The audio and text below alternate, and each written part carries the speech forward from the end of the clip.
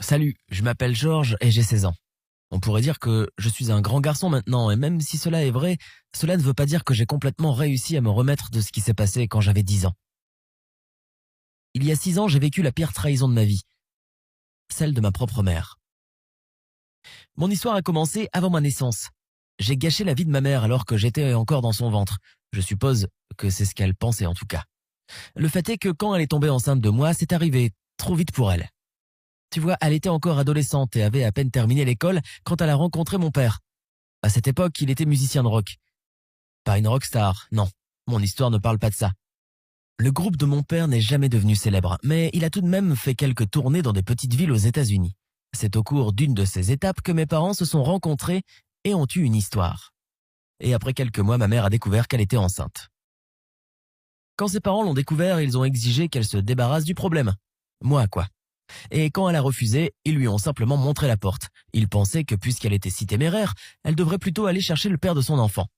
Alors ma mère a quitté la maison de ses parents pour toujours. Je n'ai donc jamais connu ma grand-mère ou mon grand-père.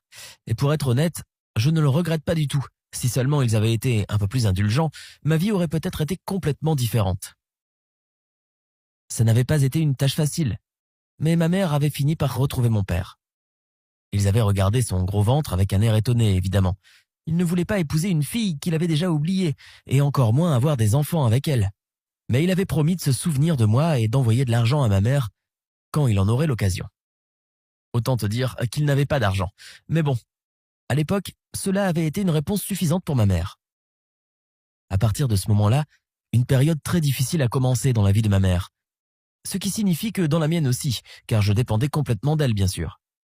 Elle n'était pas allée à l'université et n'avait pas les compétences requises, alors le simple fait de trouver un emploi était un défi pour elle. Et puis je suis né et les choses ont empiré parce que j'avais besoin qu'on s'occupe de moi.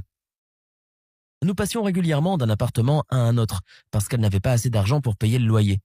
Et nous n'avons pas seulement changé d'appartement mais aussi de ville.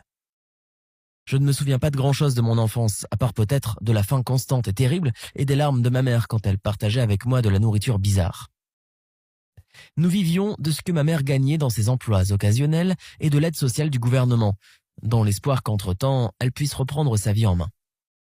Reprendre sa vie en main, tu parles. Ce qui est arrivé à la place, c'est l'INSEE. Elle est née quand j'avais déjà 4 ans, et elle a eu encore moins de chance que moi.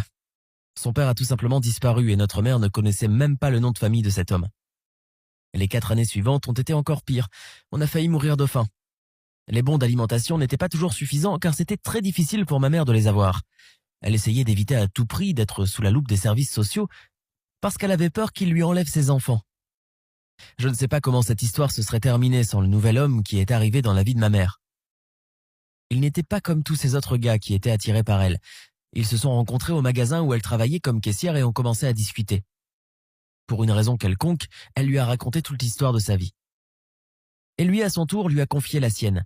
Il s'appelait Hugo, il avait 14 ans de plus qu'elle, et il avait perdu sa femme quelques années auparavant, alors maintenant, il était veuf.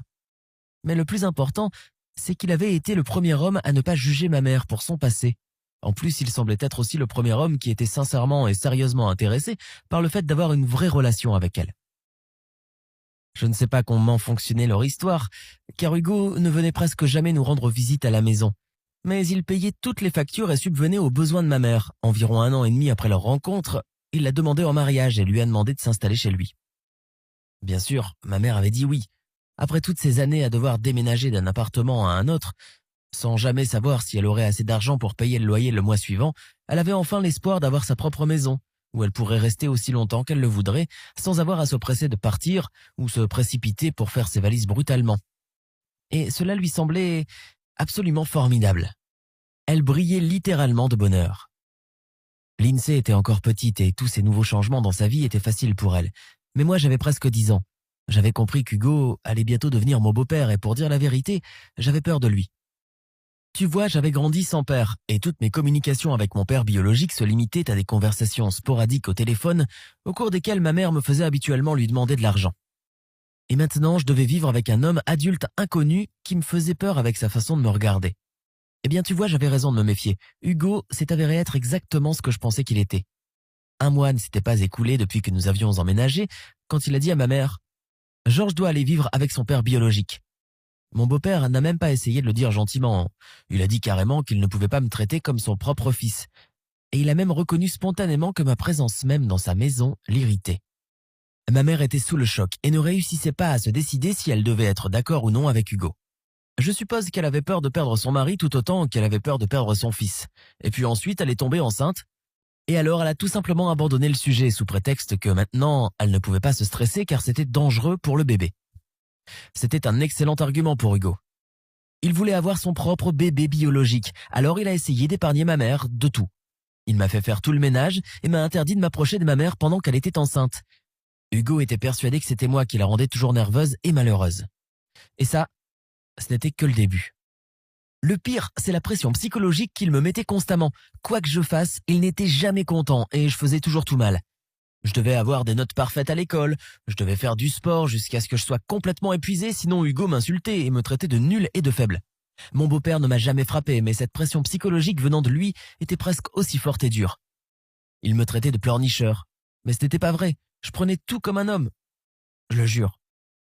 La seule chose que je n'ai pas pu supporter, c'est quand mon beau-père a commencé à mal parler de mon père biologique. Je ne sais pas pourquoi, mais c'était trop. J'ai craqué et je me suis mise à pleurer chaque fois que je l'entendais. Et comme tu l'auras deviné, cela n'a fait qu'augmenter de plus en plus la colère de mon beau-père. J'ai vécu dans cet enfer jusqu'à ce que ma mère donne naissance au bébé de mon beau-père. C'était un garçon, ma mère n'était pas aveugle et elle avait vu comment son mari me traitait. Et maintenant qu'Hugo avait son propre enfant, elle avait réalisé que les choses ne feraient qu'empirer. Alors elle a fait son choix. Elle a appelé mon père biologique pour lui expliquer la situation.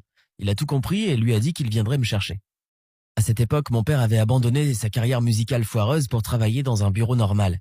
Il avait l'air complètement différent de ce que j'avais imaginé pendant toutes ces années, donc quand je suis monté dans sa voiture pour quitter mon ancienne famille, j'ai eu peur. Mais tu sais quoi? C'est à ce moment-là où j'ai commencé à avoir une vraie vie normale. Bien sûr, après mon emménagement chez lui, je suis resté méfiant et tendu pendant longtemps. Oui, c'était mon père, mais je ne savais rien de lui. Et je ne savais pas du tout à quoi m'attendre.